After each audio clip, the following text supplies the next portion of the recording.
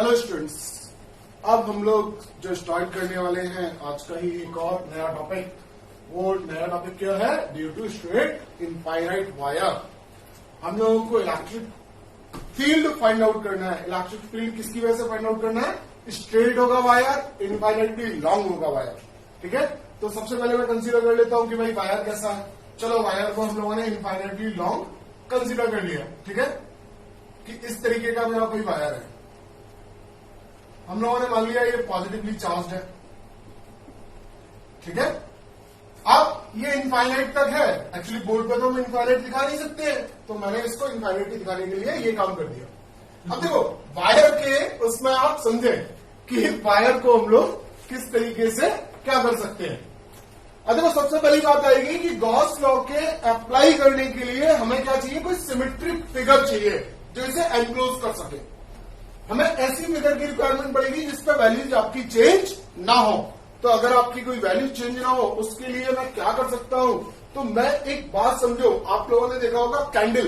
Candle में आपका thread पड़ा होता है बिल्कुल बीचों बीच में, और उसके चारों तरफ आपका वो जो वैक्स होता है वो लगा होता है। एग्जैक्टली सेम काम आपके पेन के अंदर हो रहा होता है, एग्जैक्टली सेम काम आपकी पेंसिल के अंदर हो रहा होता है। तो पेंसिल वो जो आपकी अंदर वाला आपका होता है ग्रेनाइट, उसको क्या कर रही होती है? वो बिल्कुल एक तरीके से एनक्लोज करके बैठी होती है। सेम तरीके से आपकी रिफिल को पेन का आउटर कवर क्या कर रहा होता है? सिमेट्रिक तरीके से एनक्लोज कर रहा होता है। सेम तरीके से वैक्स कर रहा होता है उस थ्रेड को जो उसके अंदर कैंडल के अंदर होता है। तो सबसे अच्छा मेरे लिए क्या रहेगा कि मैं एक क्या मान लू? इसके लिए एक सिलेंडर मान लू। क्या मान लू? सिलेंडर। अब सिलेंडर ने इसे क्या कर दिया? एनक्लोज कर दिया। अब देखो, सिलेंडर का फायदा क्या मिला मुझे कि अगर ये डिस्टेंस मेरी कितनी है? ये आर डिस्टेंस है, तो सबकी डिस्टेंस कितनी होगी वायर से? आर डिस्टेंस होगी। इधर भी आर होगी। अब देखो, क्योंकि ये पॉजिटिव चार्ज है और ये इनफाइनाइटली लॉन्ग है, तो आपका इलेक्ट्रिक फील्ड कैसा होगा? आपका इस तरीके से होगा, बिल्कुल आउटवर्ड जा रहा होगा, सेम डायरेक्शन में हर जगह। यहां पे ऐसे, यहां पे ऐसे, हर जगह पे ऐसे जा रहा होगा। ठीक है, मैं 2-4 जगह बना देता हूं आपके लिए। इस तरीके से जा रहा होगा। अब देखो, एक बात को समझो कि यहां पे अगर मैं बात करूं कि ये जो आपका एरिया होगा इस साइड में, देखो इसको ऐसे समझो, ये इस तरीके का सिलेंडर होगा, ऐसे होगा। अब ये सिलेंडर बना, तो इस जगह का जो एरिया वेक्टर होगा वो इधर होगा, इस जगह का जो एरिया वेक्टर होगा इधर होगा, यहां का एरिया वेक्टर इधर, और इधर का एरिया वेक्टर इधर। इस तरीके का होगा। मतलब अगर मैं इलेक्ट्रिक फील्ड को भी बात करूं तो इलेक्ट्रिक फील्ड भी कैसे होगा? ऐसे ऐसे ऐसे, हर तरफ से। मतलब इसमें अल्पिन ऐसे लगा दूं तो क्या एग्जैक्टली ऐसे ऐसे नहीं निकल रहा होगा इलेक्ट्रिक फील्ड हर जगह पे? तो इलेक्ट्रिक फील्ड भी उधर ही निकल रहा है और एरिया वेक्टर भी उधर ही निकल रहा है। तो ये एन कैप की डायरेक्शन हो गई, ये इलेक्ट्रिक फील्ड की डायरेक्शन होगी। अब दूसरी बात को समझो कि ये वाला जो आपका पोर्शन है, ये ऊपर वाला, इसका एरिया वेक्टर कहां होगा? ऊपर, ऐसे। इसका एरिया वेक्टर कहां होगा? ऊपर होगा, ऐसे होगा। ये एन कैप की डायरेक्शन हो गई, ये ई की डायरेक्शन हो गई। तो यहां पर अगर मैं बात करूं तो यहां पे एंगल कितना होगा? 90 डिग्री होगा। सिमिलरली अगर मैं यहां पे बात करूं तो यहां पे आपका ये एन कैप हो गया, ये ई हो गया। अब भी यहां पे भी एंगल कितना हो गया? 90 डिग्री। मतलब आपके ये वाली जो सरफेस है, ये वाली जो सरफेस है, इस सरफेस पर जो आपका इलेक्ट्रिक फील्ड और एरिया वेक्टर है, उन दोनों के बीच में एंगल कितना है? 0 डिग्री। और जो ये वाली सरफेस है, जो ये वाली सरफेस है, ये दोनों सरफेस में अगर यहाँ पे एरिया वेक्टर इधर है, इलेक्ट्रिक फील्ड इधर है, तो बीच का एंगल 90। सिमिलरली यहां पे भी 90। तो मैंने अपनी इस फिगर को 3 अलग अलग पार्ट में ब्रेक कर दिया, 1, 2 और 3।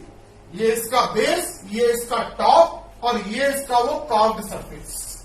3 पार्ट में मैंने डिवाइड कर दिया, क्योंकि एंगल अलग अलग है, मैं तीनों को एक साथ कैलकुलेट नहीं कर पाऊंगा। तो अब तीनों को कैलकुलेट नहीं कर पाऊंगा, तो देखो अब हम लोग यहां पे बात करते हैं कि फ्लक्स का हमारा फॉर्मूला क्या था? भाई फ्लक्स का फॉर्मूला था आपके पास कि भाई फाई इक्वल्स टू क्या होता है? E dot DS. डीएस ले रहा हूं मैं, ठीक है, डी फाई।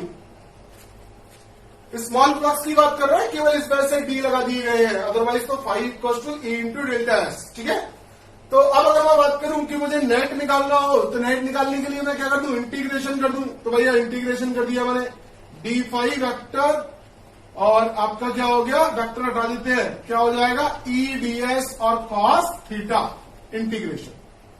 अब प्रॉब्लम क्या आ रही है, इंटीग्रेशन में थीटा की प्रॉब्लम आएगी, अलग अलग जगह पे अलग अलग है। तो पहले इसको लिख लेते हैं फाई और इसको लिखते हैं। अब इसको क्या लिख सकता हूं, देखो इसको एक तो लिखा जा सकता है ई ds cos कितना हो गया आपका 90 डिग्री, किसके लिए, फर्स्ट के लिए।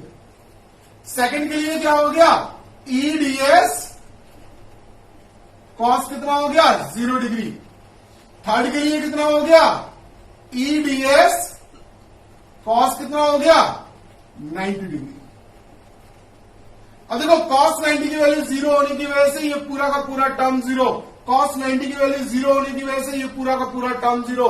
तो केवल कितना बचा, flux phi equals to E ds और cos 0 की वैल्यू 0। किसकी वजह से, सेकंड वाले की वजह से। तो अगर मैं फाई की बात करूं, ई अंदर क्या बचेगा ds और कैसा इंटीग्रेशन, क्लोज इंटीग्रेशन, किसके लिए, सेकंड के लिए। मतलब मुझे क्या चाहिए, मुझे केवल और केवल ये वाला एरिया चाहिए, ये एरिया की रिक्वायरमेंट नहीं है, ये एरिया की रिक्वायरमेंट नहीं है। बात समझ में आ रही है। अगर इन दोनों एरिया की रिक्वायरमेंट नहीं है, मुझे कौन सा एरिया चाहिए, कार्व्ड वाला। तो जो कार्व्ड एरिया होता है, या तो आपको पता होगा, नहीं पता होगा तो मैं आपको बता देता हूं कि भाई एक बात समझो यहाँ पे कि अगर इस तरीके से मेरा कोई सिलेंडर है, उस सिलेंडर में मुझे ये पता है कि यहाँ की रेडियस कितनी है r, तो क्या ये मैं सर्कमफेरेंस नहीं निकाल सकता हूं, ये सर्कमफेरेंस कितनी होगी 2 पाई r। अगर मैं 2 पाई r इसकी सर्कमफेरेंस है, तो जैसे ही खोलूंगा तो ये लेंथ भी कितनी होगी 2 पाई r। और ये जो आपकी लेंथ है ये पहले से मुझे गिवन है, चलो मैं यहां लिख दूंगा अभी l। तो ये 2 पाई r और ये l का एक रेक्टेंगल बन गया, और रेक्टेंगल बन गया, रेक्टेंगल का एरिया क्या होता है, लेंथ इंटू ब्रेथ। तो कितना हो गया area 2 pi r into L, 2 pi r into L. तो ये डिस्टेंस अगर आपकी l है, ठीक है, तो ये कितना हो जाएगा आपका 2 पाई r l। तो अगर मैं यहां पे लिखना चाहूं तो पाई इक्वल टू आपका कितना हो गया e इंटू कितना आ गया, ds की वैल्यू कितनी आ गई 2 पाई r l। क्लियर है, ये फ्लक्स की बात आ गई। बट अगर हम लोग बात करें, but from Gauss law, phi equal to क्या होता है आपका Q enclose divided by epsilon naught, divided by epsilon naught. अगर इस वायर की जो चार्ज डेंसिटी है, चार्ज डेंसिटी जो आपको ऑलवेज गिवन होगी, चार्ज डेंसिटी कितनी मान ली हम लोगों ने, लैम्डा। तो अगर लैम्डा है और ये लेंथ एल है, तो आपको फॉर्मूला याद होगा भाई, लैम्डा इक्वल टू क्या होता था, क्यू अपॉन एल। तो क्यू इक्वल टू कितना हो जाएगा, लैम्डा इंटू एल। तो इसकी वैल्यू क्या लिख दूंगा मैं, फाइव इक्वल टू कितना आ गया, lambda L upon epsilon naught. अगर मैं इसको इक्वेशन 1 बोल दूं, इसको इक्वेशन 2 बोल दूं, तो फ्रॉम 1 एंड 2 क्या हो जाएगा भाई, फ्रॉम 1 एंड 2 आपका e into 2 pi r l equal to कितना हो गया, lambda L upon epsilon naught. तो e इक्वल टू आपका कितना हो गया, देखो इसको सबको इधर भेज देते हैं, एल से एल कट गया आपका, तो 1 अपॉन 2 पाई और एप्सिलॉन नॉट, तो 2 पाई एप्सिलॉन नॉट कितना हो गया आपका, लैम्डा अपॉन क्या आ गया, r। लैम्डा अपॉन r आ गया, लैम्डा अपॉन r आ गया। तो e की वैल्यू को अब अगर लिखना चाहूं तो देखो एक ये फॉर्म सही सी नहीं लग रही है। एक्चुअली हमारा जो कांस्टेंट था वो कांस्टेंट कितना था, 1 अपॉन 4 पाई एप्सिलॉन नॉट। तो केवल ऊपर नीचे 2 से मल्टीप्लाई कर दूं तो कांस्टेंट बन जाएगा। तो e की वैल्यू कितनी हो जाएगी, e equal to 1 upon 4 pi epsilon naught 2 lambda upon r, या फिर e equal to k 2k lambda upon. इसका मतलब इलेक्ट्रिक फील्ड आपका जो निकला है वायर की वजह से वो इनवर्सली प्रोपोर्शनल टू आर है। इसका मतलब जो आपका इलेक्ट्रिक फील्ड निकला है वो इनवर्सली प्रोपोर्शनल टू आर है। मतलब आपकी आर की वैल्यू बढ़ती जाएगी, इलेक्ट्रिक फील्ड की वैल्यू घटती चली जाएगी, इनवर्सली प्रोपोर्शनल होने की वजह से।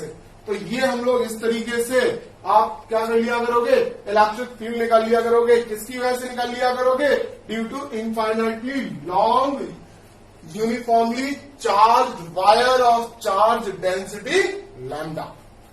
बुझाया करेगा भाई। अब देखो कई बार हो सकता है बोर्ड आपसे बोल रहे हैं कि भाई इसकी वजह से आप एक काम और करो, ग्राफ और बना के दे दो मुझे।